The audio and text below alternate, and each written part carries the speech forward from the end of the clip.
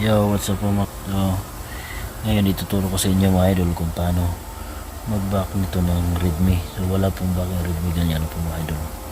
Gaya ito mga idol. Yan. Wala ang back. Dito mga idol. Sa YouTube. Hindi tayo makapag-back dyan mga idol.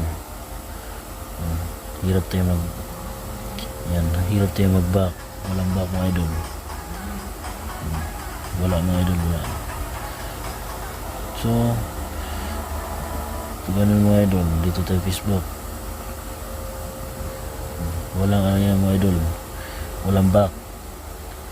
So ngayon ituturo ko sa inyo kung paano mag-back mga idol. Ganyan ang mga idol pag mag-back. Dito tayo sa setting idol, setting. Tapos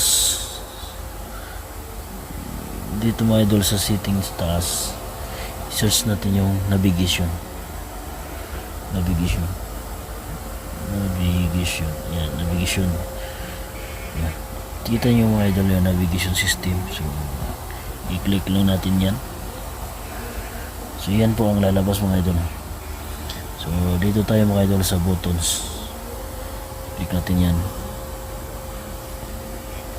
Yan po mga idol. So may lumalabas siya dyan, tatlo. So okay mga idol, i-back natin mga idol. Yan, may ano na mga idol, may back na. So yan na po mga idol, ito yung tatlo. So back natin yan, yan. Tapos maglagay tayo dito, kumbaga balik tayo. Ayan, meron ng balik ito sa YouTube. Tapos pwede rin tayo magbalik. Meron na. Yan lang mga idol, simple mga idol. So I hope mga idol may natutunan kayo sa aking video. So maraming salamat, thank you.